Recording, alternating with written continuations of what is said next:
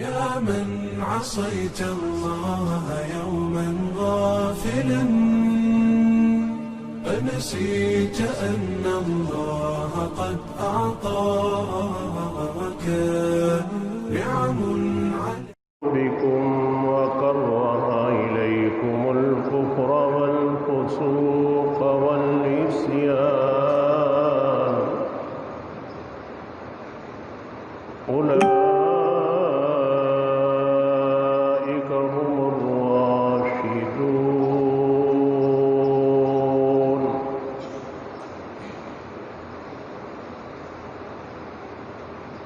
صدق الله وصدق رسوله النبي الكريم ونحن على ذلك من الشاهدين والشاكرين والحمد لله رب العالمين. هو الحبيب الذي ترجى شفاعته لكل حول من الأحوال مقتحمين. يا رب صل وسلم دائما أبدا على حبيبك خير الخلق كلهم. اللهم صل على محمد وعلى آل محمد كما صليت على إبراهيم وعلى آل إبراهيم إنك حميد مجيد.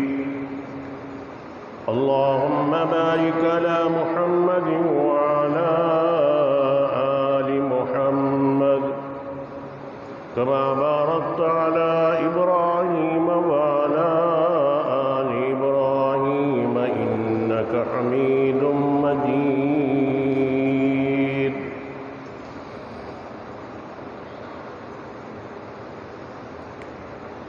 قرآن کریم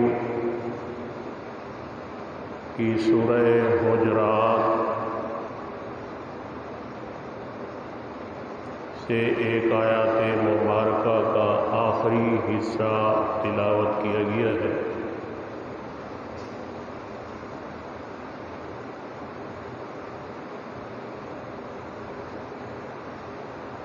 آج کا یہ واحد جمعۃ المبارک ہے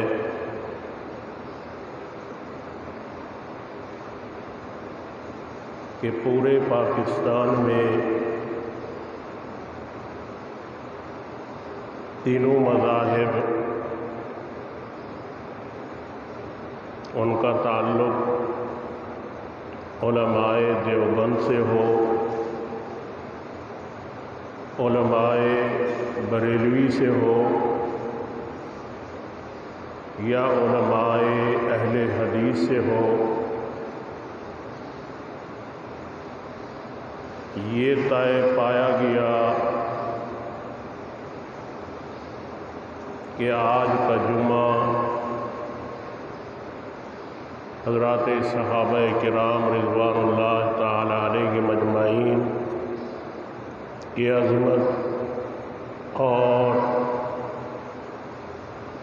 شان کو مسلمانوں کے سامنے اجاگر کیا جائے.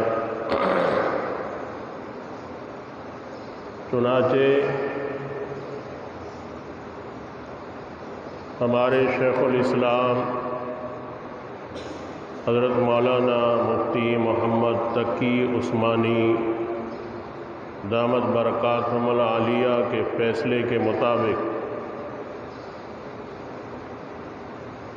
آج کا جمعۃ المبارک حضرات صحابہ کرام کی عظمت اور شان کو مختصراً آپ کی خدمت میں پیش کروں گا.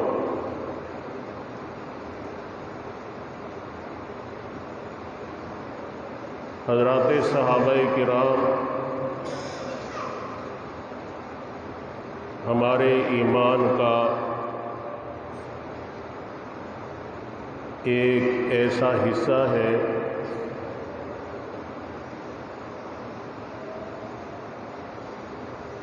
کہ ہماری جان کو تو ختم کیا جا سکتا ہے،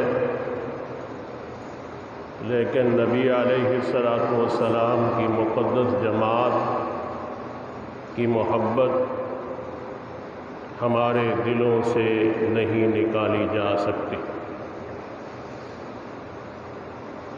اہل سنت والجماعت یہ واحد وہ جماعت ہے جو نبی علیہ الصلوۃ والسلام کے اعلیٰ جو فضائل اور مناقب صحابہ رکھتے تھے ان سے لے کر آپ کے ادنا سے ادنا صحابی وہ اپنے ایمان کا ایسا حصہ سمجھتے ہیں جس حصے کو ایمان سے نکالا نہیں جا سکتا۔ اہل سنت والجماعت نہ دہشت گرد ہیں نہ دہشت گردی کا سبق دیتے ہیں۔ ہمیشہ دہشت گرد وہی ہوتا ہے جو کسی رنگ میں کسی کی مخالفت کرتا ہے۔ الحمدللہ ہم نہ نبی علیہ الصلوۃ والسلام کے خاندان کے مخالف ہیں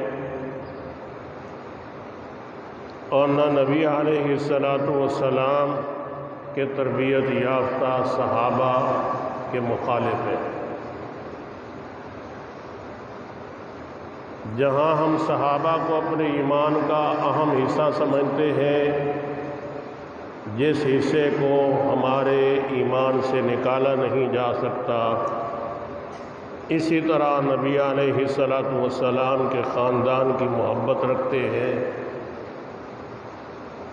آپ کے خاندان کی محبت کو ہمارے ایمان سے نہیں نکالا جا سکتا۔ میں نے پہلے بھی عرض کیا تھا، جس طرح ہم آدم علیہ الصلوۃ والسلام سے لے کر عیسیٰ علیہ الصلوۃ والسلام تک تمام نبیوں پر ایمان رکھتے ہیں، تمام کا ادب احترام کرنا فرض سمجھتے ہیں اور کسی ایک کی ادنی سے ادنی گستاخی کو بھی کفر سمجھتے ہیں، اور ان کی گستاخی کرنے والا کافر ہوگا، ایمان والا نہیں ہو سکتا۔ اسی طرح نبی علیہ الصلوۃ والسلام کی جماعت میں دو طبقات ہیں، آپ کے شاگرد تربیت یافتہ صحابہ ہوں یا آپ کے خاندان میں سے جو اہل ایمان ہیں، ہر ایک کو ہم اپنے ایمان کا ایسا حصہ سمجھتے ہیں کہ ہماری جان تو جا سکتی ہے لیکن ان کو دل و دماغ سے مٹایا نہیں جا سکتا۔ جو سب سے محبت کرے، سب کا نام لینا اپنے لیے سعادت سمجھے، وہ نہ دہشت گرد ہے نہ دہشت گردوں کی حمایت کرتا ہے، نہ وہ ملک میں بدامنی پھیلانا چاہتا ہے، نہ وہ پھیلانے والوں کو پسند کرتا ہے۔ دہشت گرد بدامنی پھیلانے والا وہی ہو سکتا ہے جو ہماری ان مقدسات پر تہمتیں اور الزام اور نازیبا الفاظ سے ان کو یاد کرتا ہے۔ قرآن کریم کی جو آیت کریمہ میں نے آپ حضرات کے سامنے پڑھی ہے،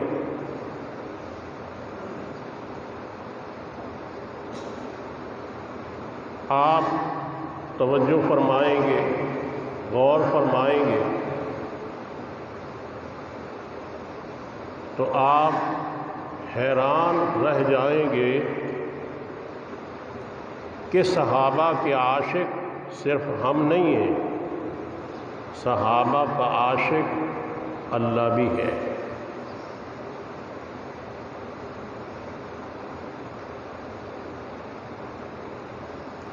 صحابہ کے عاشق صرف مسلمان نہیں ہیں، صحابہ کا عاشق خود رب العالمین ہے۔ قرآن کریم کی کئی آیات کے اندر موجود ہے، رضی اللہ عنہم ورضوا عنہ۔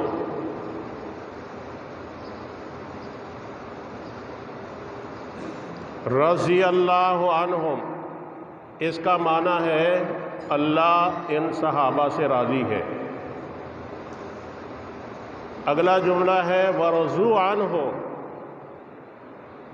اللہ فرماتے ہیں کہ یہ صحابہ مجھ سے راضی ہو جائیں۔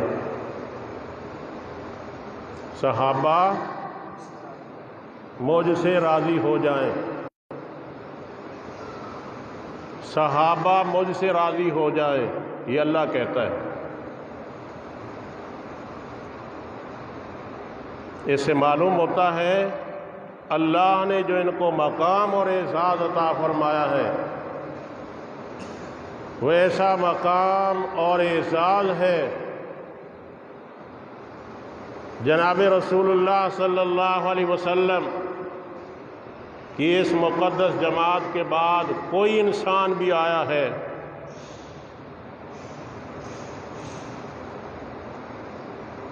یا پہلے انبیاء علیہ الصلاۃ کے علاوہ ان کی امت کا کوئی فرد آیا ہے، کسی سے اللہ نے یہ اعلان نہیں کیا کہ یہ مجھ سے راضی ہو جائے،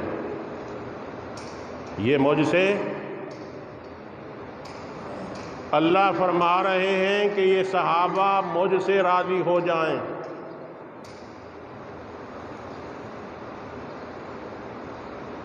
یہ اعزاز، یہ مقام اور مرتبہ جناب رسول اللہ صلی اللہ علیہ وسلم کی مقدس جماعت اور آپ کے تربیت یافتہ صحابہ کو یہ مقام ملا ہے۔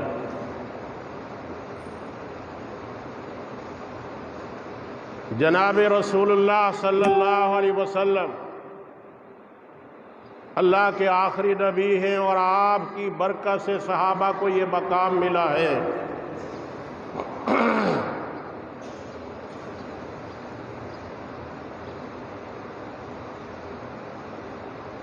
جناب رسول اللہ صلی اللہ علیہ وسلم کے لیے اللہ جل شانہ نے قرآن کریم میں ارشاد فرمایا وَلَسَوْفَ يُعْطِيكَ رَبُّكَ فَتَرْضَىٰ۔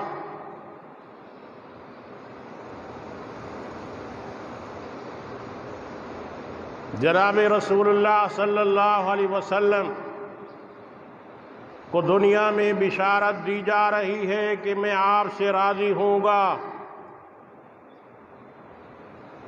ترضا مضارع کا صیغہ ہے، مضارع میں زمانہ، حال اور استقبال کا پایا جاتا ہے۔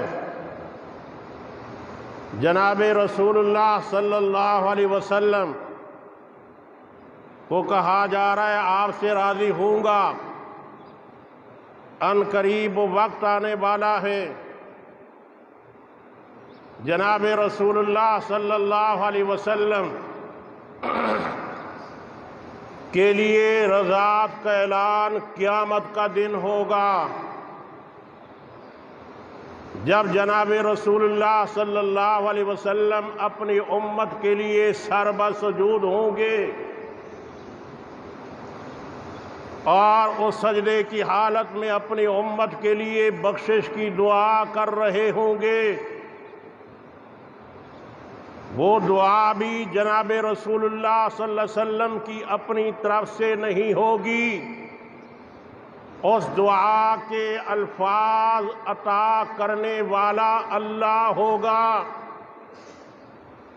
اس دعا کے الفاظ جناب رسول اللہ صلی اللہ علیہ وسلم کی مبارک زبان سے جاری ہوں گے۔ رب ذوالجلال اعلان فرمائیں گے، ارفع راسک یا محمد، اے میرے پیارے محبوب اپنے سر مبارک کو اٹھائیے، آپ کو راضی کر دیا جائے گا۔ کس چیز کی رضاعت؟ کس چیز کی رضاعت؟ جناب رسول اللہ صلی اللہ علیہ وسلم کی ساری زندگی میں خواہش یہ رہی کہ میرے ایک ایک امتی کو معاف کر دیا جائے، میرے ایک ایک امتی کو جہنم سے بچا دیا جائے، میرا امتی جہنم سے بچ کر جنت کا حقدار بن جائے۔ جناب رسول اللہ صلی اللہ علیہ وسلم کی یہ خواہش اور تمنا تھی۔ آپ دنیا میں تشریف لے آئے تو امتی امتی کا نعرہ لگاتے رہے، دنیا میں رہے تو امتی امتی کا نعرہ لگاتے رہے، اور قیامت کے دن بھی سر بسجود ہوں گے تو یہی نعرہ امتی امتی، اے اللہ میری امت کو معاف فرما دے۔ اس قیامت کے دن اللہ اپنی رضا کا اعلان فرما دیں گے، آقا میں نے آپ کی امت کو معاف فرما دیا۔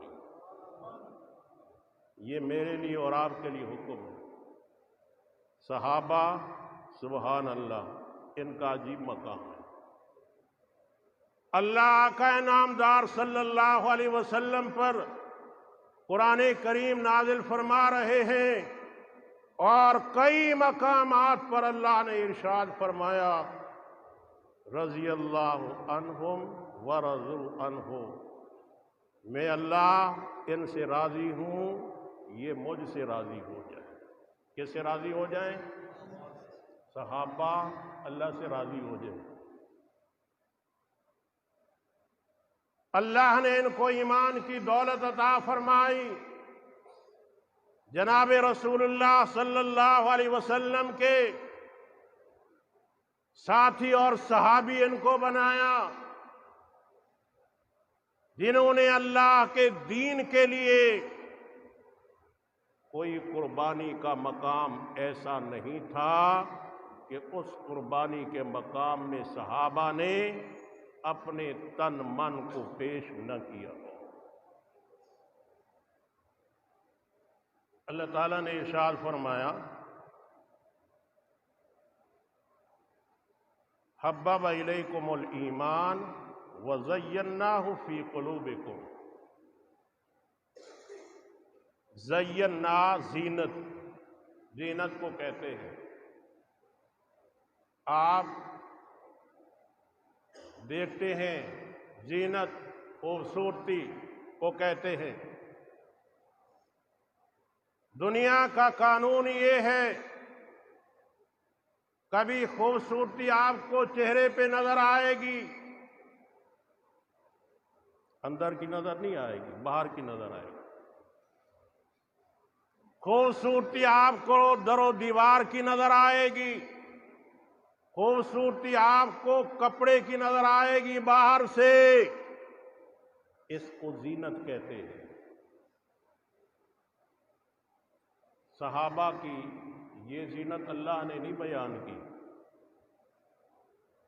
کہ ابو بکر کو دیکھو گے بڑا خوبصورت نظر آئے گا تمہیں، عمر کو تم دیکھو گے تمہیں بڑا خوبصورت نظر آئے گا، عثمان غنی کو تم دیکھو گے بڑا خوبصورت تمہیں نظر آئے گا، علی المرتضیٰ کو تم دیکھو گے بڑا خوبصورت نظر آئے گا۔ خوبصورت تھے، کوئی شک نہیں ہے، لیکن صحابہ کی خوبصورتی اللہ نے ظاہر کی بیان نہیں فرمائی۔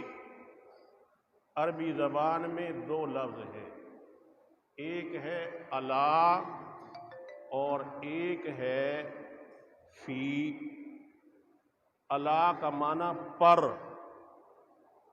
فی کا معنی میں اندر کو کہتے ہیں، پر اوپر کو کہتے ہیں۔ گھڑی اوپر لگی ہوئی ہے، اس فرش کے نیچے اندر کیا ہے؟ مٹی ہے۔ کیا ہے؟ مٹی ہے۔ صحابہ کی خوبصورتی کو اللہ نے بیان کیا، فرمایا زیناہ فی قلوبکم، اللہ نے ان کے دلوں کو خوبصورت بنا دیا ہے، اللہ نے ان کے دلوں کو مزین فرما دیا ہے۔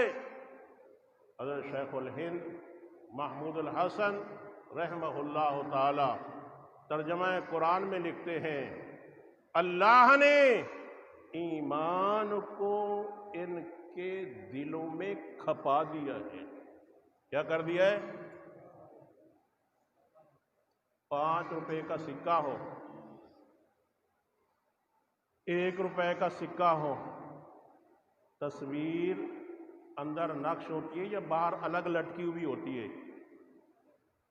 تو بولو تو صحیح، اندر نقش ہوتی ہے۔ اللہ تعالیٰ نے فرمایا زیناہ فی قلوبکم، اللہ جل شانہ نے صحابہ کے ایمان کو دل میں نقش کر دیے ہیں۔ کیا کر دیا ہے؟ اسی کو شیخ الہند نے فرمایا کھپا دیے۔ مولانا فتح محمد جلندری رحمۃ اللہ علیہ اس کا ترجمہ کرتے ہیں، الفاظ مختلف ہیں، سب کا مطلب ایک ہے۔ فرمایا زیناہ فی قلوبکم، اللہ نے صحابہ کے اندر ایمان کو سجا دیا ہے، سجا دیا ہے۔ یہ صحابہ کا ایمان ہے جس کو اللہ نے دلوں میں سجایا ہے، دلوں میں کھپایا ہے۔ یہ صحابہ کا ایمان ہے جس کو اللہ نے دلوں میں آراستہ کیا ہے۔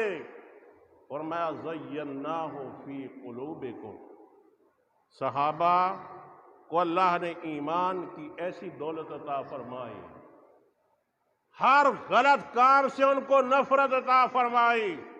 شریعت کو اللہ نے ان کی طبیعت کو بنایا۔ صحابہ ہر بری چیز سے نفرت کرتے تھے اور ان کو محبت ایمان سے تھی۔ اس کی مثال یوں سمجھیے، مٹھائی آپ کے سامنے پڑی ہو اور مکھیاں بھی ماشاءاللہ بیٹھی ہوئی ہوں، آپ کو کس چیز سے محبت ہے؟ مٹھائی سے یا مکھیوں سے؟ جی ماسٹر صاحب، آپ تو نیند میں چلے گئے ہیں، مراقبے میں چلے گئے ہیں، دنیا میں نہیں ہیں۔ اور مٹھائی سے محبت ہوگی یا مکھیوں سے ہوگی؟ نہیں سنی نا بات، میں یہی کہہ رہا ہوں، مٹھائی سے محبت ہوگی۔ کبھی آپ کا جی نہیں چاہے گا مکھی کو اٹھا کے منہ میں ڈال لوں، اس لیے مکھی سے نفرت ہے، مٹھائی سے محبت ہے۔ صحابہ کے ایمان کو گویا کہ اللہ نے مٹھائی بنا دیا، اللہ نے ایمان کو ان کے دلوں کے اندر نقش فرما دیا۔ اس لیے جب قرآن کریم نازل ہو رہا تھا اور آیات انبار کی انبار نازل ہو رہی تھی، یا ایھا الذین آمنو، یا ایھا الذین آمنو، اے ایمان والو، اے ایمان والو، تو اس وقت مخاطب پہلے نمبر پر وہی تھے، ہم تو تھے ہی نہیں، یا تھے ہم میں سے کوئی؟ اللہ نے ان کو ایمان والا کہا ہے، اللہ نے ان کے ایمان کو خوبصورت بنایا ہے۔ جس کا ایمان خوبصورت ہو، اب اس پر کسی کو جرح کرنے کا حق، جو عقل سے اندھا ہوگا، دل کی آنکھوں سے اندھا ہوگا، وہی صحابہ پر تبرہ کر سکتا ہے۔ جس کو اللہ نے دماغ کا عقل عطا کیا ہے، وہ صحابہ کو کبھی بھی برا کہہ سکتا آپ کو تو 4 صحابہ کا نام نہیں آتا، مجھے ان کے 12 اماموں کا بھی نام یاد ہے، اور آپ کو بتا دوں یہ 12 امام جس ابو بکر کو برا کہتے ہیں، ان کے 6 امام ابو بکر کے خاندان سے تعلق رکھتے ہیں۔ کیسے تعلق رکھتے ہیں؟ ابو بکر کے خاندان سے تعلق رکھتے ہیں۔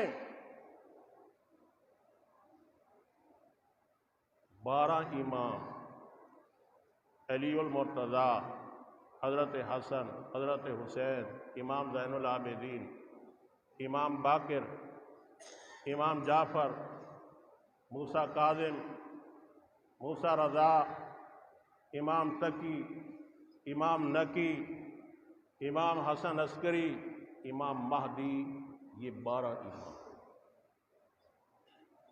حضرت ابو بکر صدیق کے ایک بیٹے کا نام تھا محمد بن ابو بکر،